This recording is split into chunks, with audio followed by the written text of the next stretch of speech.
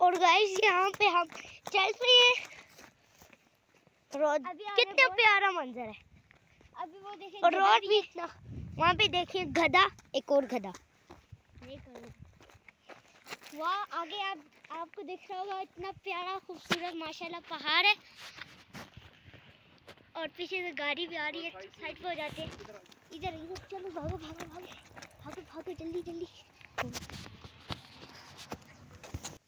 اور گائز یہ آپ نیچے دیکھ سکتے ہیں کتنی بڑی کھائی ہے. اور یہاں پر بھی یہ مجھے پتہ نہیں کون سی چیز ہے، پر ہاں مجھے پتہ ہے کہ یہ اگنے والی تو ہے نا.